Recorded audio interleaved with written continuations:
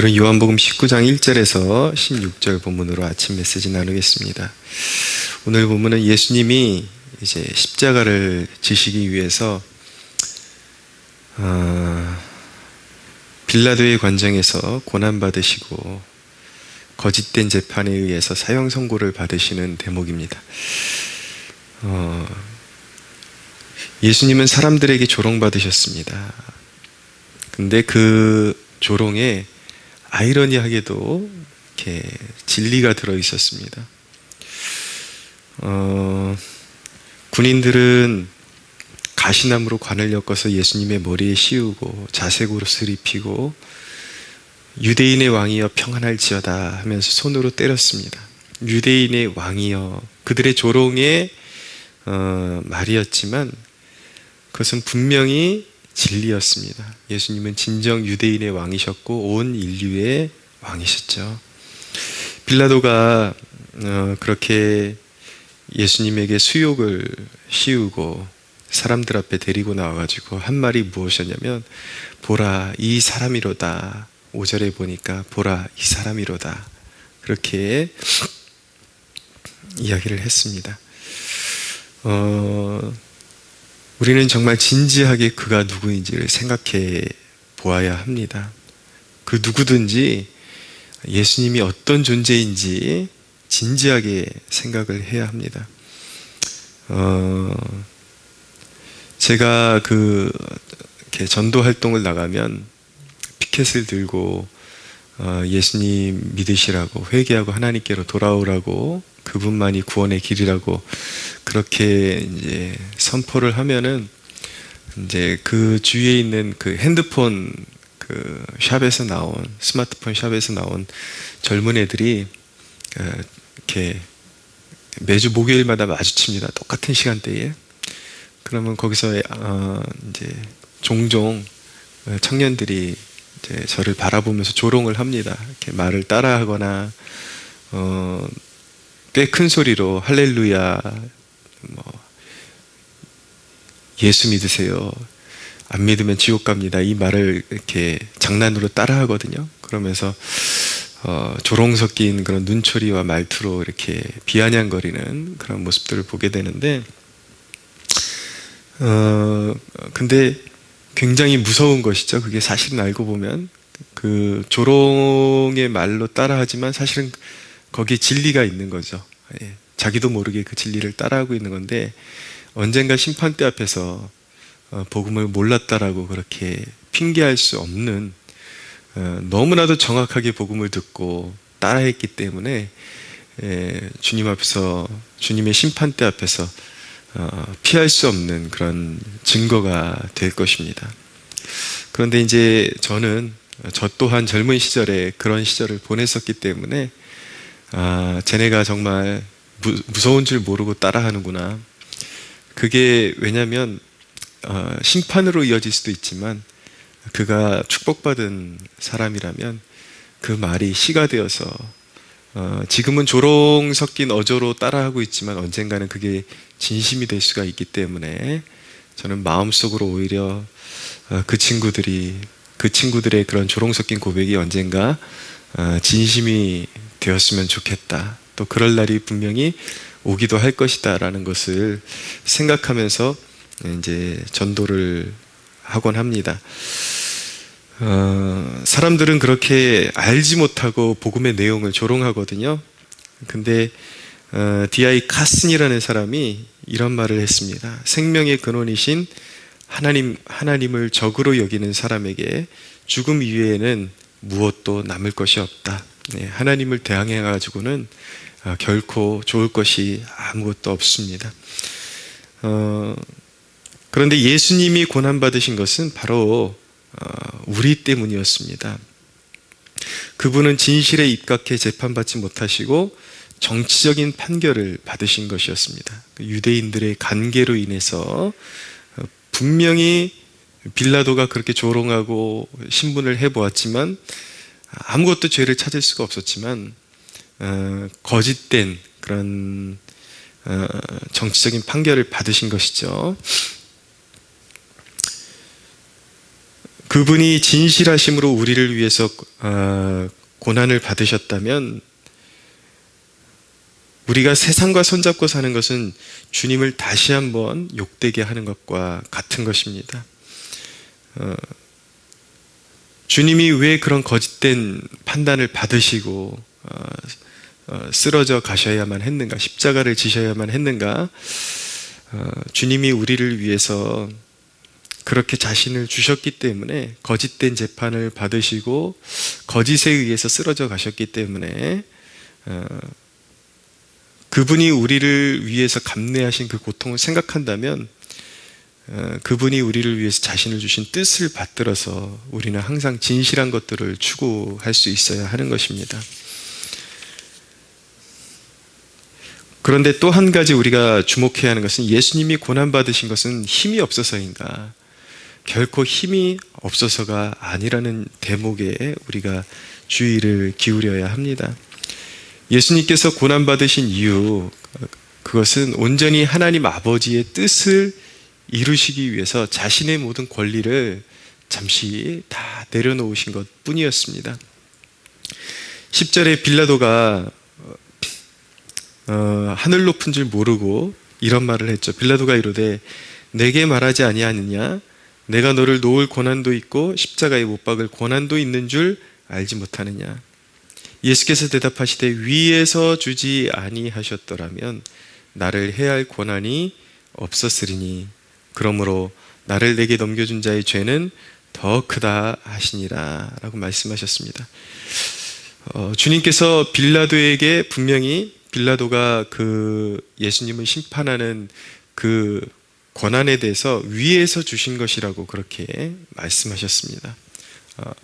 하나님 아버지께서 주신 권한이다라는 것을 예수님이 인정해 주셨죠. 위에서 주신 것이다. 그런데 참 이 불의한 자들은 이 언어를 가지고 장난치기를 굉장히 좋아합니다.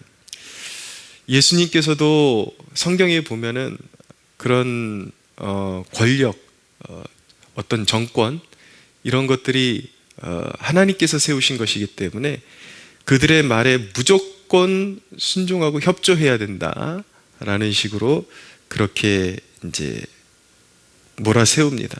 그래서 어떤 권력자들의 횡포나 눈에 드러난 불의한 일들에 대해서 크리스천들이 어떤 이제 고발하는 것들에 대해서 그 어떤 그리스도인들의 그런 양심을 이제 자극하면서 그렇게 사는 것은 그리스도인들이 사는 방식이 아니다라고 그렇게 이야기를 하죠. 네, 이 부분이 굉장히 균형 감각이 필요한 대목입니다. 우리가 사회적인 제도, 국가가 세운 제도에 대해서는 그렇게 이제 복종할 것을 요구받기도 하지만 그들의 모든 불의에 협조하라는 뜻은 아니거든요. 근데 악한 자들은 그런 어떤 언어 가지고 이렇게 장난치는 것,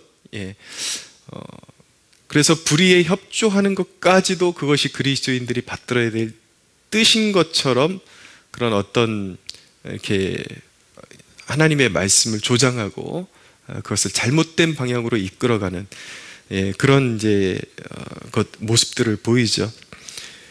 그래서 정리하면은 불의한 자들은 하나님이 그 권력을 세우셨기 때문에 그들에게 무조건 협조해야 한다라고 그렇게 이제 끌고 갑니다. 그러나 이 대목은 그런 대목이 아니라 하나님이 그에게 권세를 주셨기 때문에 그 권세를 올바로 사용해야 한다라는 데 방점이 있는 것입니다. 빌라도는 안타깝게도 주님께서 죄가 없다라는 것을 알았지만 그 진리보다 정치적인 입지를 그는 택했던 것입니다.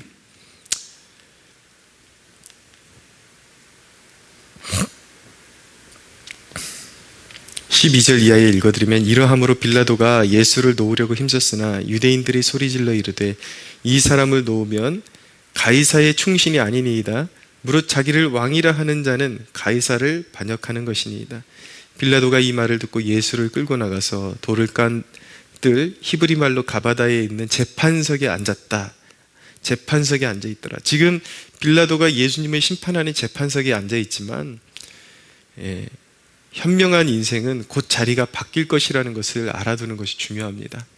인생의 진정한 재판관, 산자와 죽은 자의 심판장으로 정하신 이가 바로 예수 그리스도이시기 때문인 것입니다. 그래서 인간이 받은 그 재판, 그 어떤 권한, 권력, 그리고 힘, 권위, 이런 것들은 한시적으로 인간에게 맡겨진 것이죠. 그 맡겨진 것을 어떻게 사용하느냐가 중요합니다.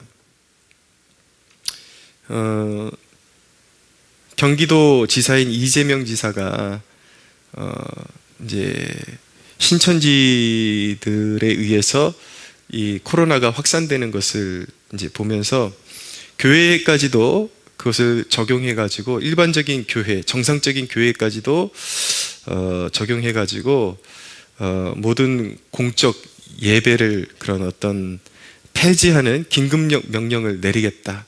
강제적인 명령을 내리겠다. 그것을 검토하겠다라고 그렇게 이야기를 해서 이제 회자되고 있습니다. 그런 발상은 사실 자유민주주의의 그 가치관이 사실은 종교개혁자들의 정신을 이어받아서 이 자유민주주의의 가치와 이 정신이 계속해서 발전해 온 것인데 이런 자유민주주의의 정신을 후퇴시키고 하나님께 도전하는 무모한 행위라는 것을 이재명 씨는 알아야 합니다. 그와 같은 생각을 가지고 있는 사람들이 알아야 합니다. 각별히 또한 교회 집사라고 하는 자가 지금 여러분들 밖을 한번 나가보십시오. 현실 세계는 어떤가?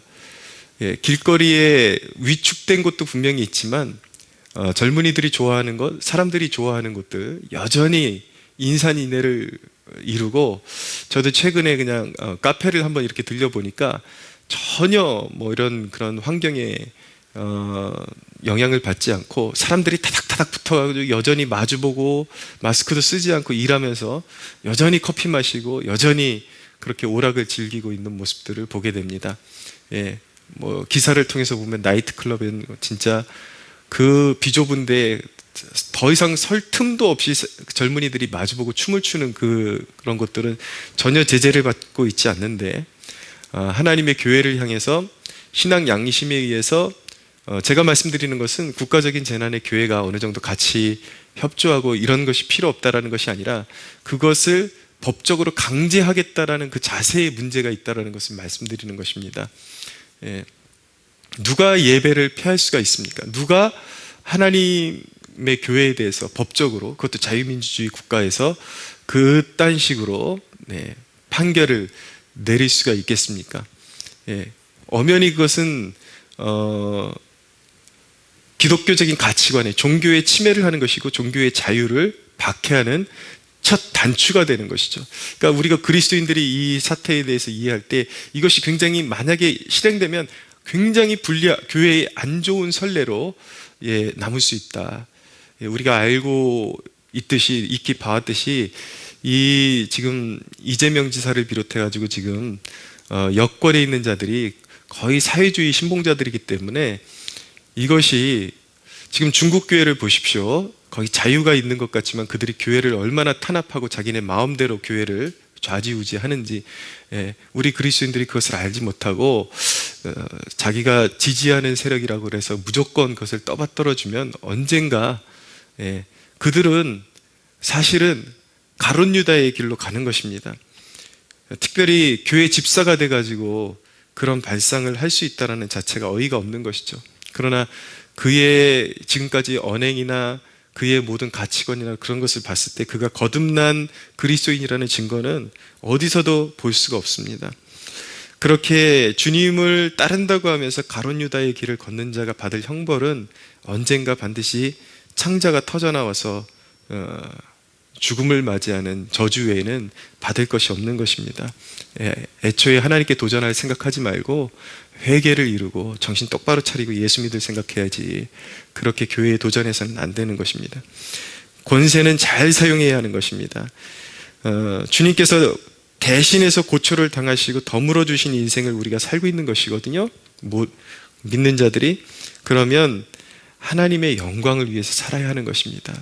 우리가 진정으로 믿는 자들이라면 주님께서 나를 위해서 대신 고초를 받으시고 대신해서 나에게 더물어 주신 인생이기 때문에 반드시 그분의 영광을 위해서, 그분의 욕됨을 위한 것이 아니라 세상의 정치 노름에 함께 놀아나는 그러한 것이 아니라 이제는 정신 차리고 하나님의 교회의 미랄이 되고 그분의 영광을 위해서 살아야 하는 것이 우리의 부르심이라는 것을 오늘 이 아침에 다시 한번 마음에 각인하는 시간이 되기를 예수님의 이름으로 소원합니다.